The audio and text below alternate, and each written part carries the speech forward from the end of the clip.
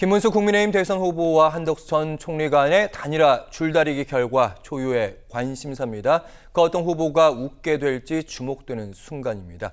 이 김문수 캠프의 원영섭 뉴미디어 단장과 함께 이야기 나눠보도록 하겠습니다. 어서 오십시오. 예, 반갑습니다. 네. 원영섭입니다. 반갑습니다. 예. 먼저 공식적인 질문 하나 던져보도록 하겠습니다. 예. 왜 이 시국에 국민의힘의 후보로 김문수여야 하는지 시청자 여러분께 좀 설명을 드린다면요. 지금 왜 이 대선이 열리느냐를 생각을 해보면 탄핵 이후에 열리는 대선입니다. 근데 대통령께서 비상계엄 이후에 탄핵 재판 과정에서 여러분들도 국민들도 많이 보셨을 것 같아요.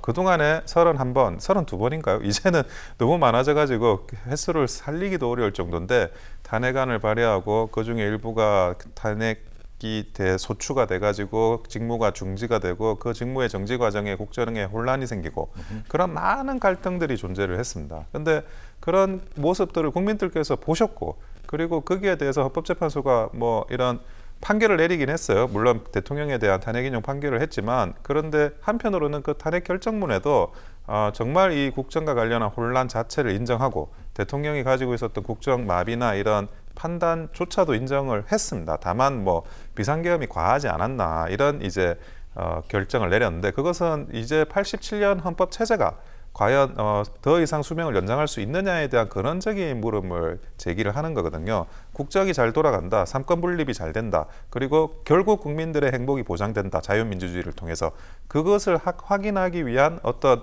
제도적인 뒷받침이 마련돼야 되는데 네. 김문수 후보 같은 경우에는 87년 헌법체제가 만들어질 때 중심에 있었던 분입니다. 예, 그 운동권을 하시면서 중심에 계셨고 그리고 그런 많은 현재까지의 이 87년 체제를 관통해 오면서 국회의원도 하고 경기도지사도 하고 이제 대통령 후보가 다시 되셨는데 이제 본인이 만들어 놓은 이런 그 87년 헌법체제 만드는 데 참여하신 하지만 이런 또 결함을 없애고 다시 재탄생하는 개헌 또 공약을 하셨다시피 그런 앞으로 나아가기 위한 도전에 있어 가지고 김문수 후보한테 다시 한번 이 나라를 살리는 길을 그 역할을 부담하라라는 게 사명이 아닐까라는 생각입니다.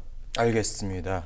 1호 공약이 이제 대선 후보가 제시하는 새로운 대한민국의 청사진이라고 볼 수 있는데 김문수 캠프의 1호 공약이 기업하기 좋은 나라 만들기입니다.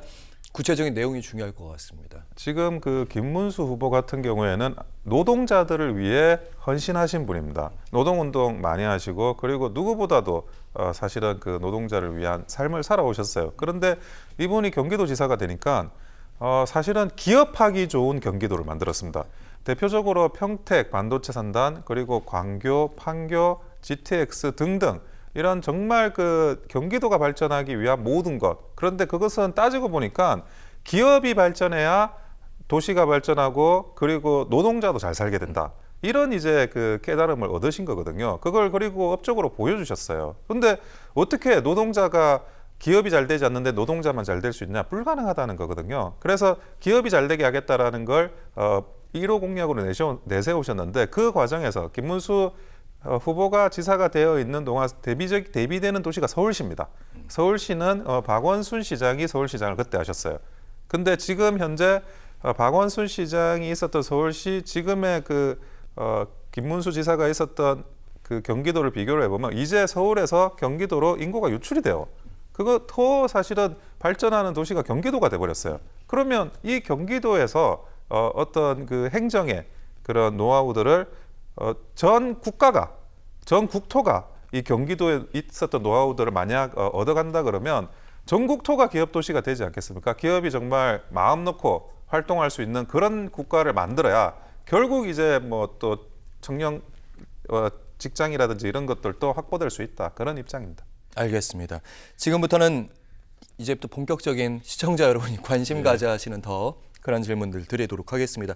앞에서 저희가 당 지도부의 지도력, 문제점에 대해서는 충분히 많이 짚었기 때문에 바로 드리는 질문은 김문수 후보에게는 책임은 없는가 이 질문입니다. 쉽게 말하면 김문수 후보도 나도 단일화하기로 했다. 단일화 약속 지키겠다. 이 얘기는 하고 있는데 다음 주에 단일화하자는 것은 단일화 효과를 거의 떨어뜨리는 것이다. 이런 문제 제기, 이거 당원에 대한 사기 아니냐.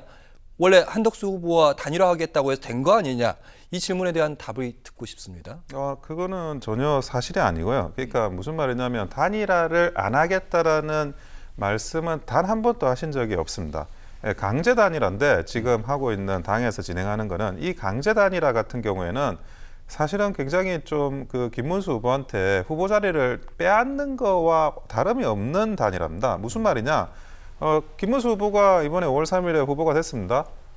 김문수가 5월 3일에 후보가 되고 그러면 경선했던 경쟁 후보들이 있고 그 경쟁 후보들의 지지자들이 있습니다. 이런 분들이 어떻게 생각하시겠어요? 굉장히 좀 서운한 마음이 생겨요. 그러니까 경선 우유증이라는 게 최소한 존재를 합니다. 그런데 그런 사람들도 아우르고 그리고 국민의힘의 본 후보로서 어떤 최소한의 컨벤션 효과를 얻고 그리고 나서 뭐 정말 일주일이나 뭐 열흘 정도 얻고 그리고 나서 여론조사를 한다 그러면 정말 김문수 후보가 거기에 대해서 거절하기는 어려웠을 거예요.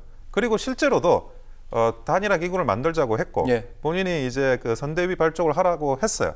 그럼에도 불구하고 전혀 당에서는 인정을 안 하고 이게 선거운동을 할 수 없는 본 후보로서 만약에 이 질문을 바로 드릴게요. 예, 예. 만약에 초반에 좀 후보로서 좀 김문수 후보를 존중해 주고 네. 말씀하신 대로 사무총장 임명도 하고 예. 그다음에 선관위도 띄우고 그랬다면 일주일 안에 이번 주 안에 단일화가 됐을 거라고 생각을 하십니까? 물론입니다. 일주일 정도 컨벤션 효과를 얻을 수 있다 그러면 그 이후에 사실은 그 여론조사 지표도 굉장히 나아졌을 거예요. 그러면 여론조사 받을 수 있다고 충분히 생각할 수 있죠. 그리고 이거는 정말 이 김문수 후보를 뭐 다른 분들은 이 부분과 관련해서 조금 비판할지 모르겠지만 정치인들이 비판하는 건 저는 하나도 납득이 안 되는 게 단일화가 뭡니까? 후보가 이야기하는 단일화가 나로 단일화 해달라는 거잖아요.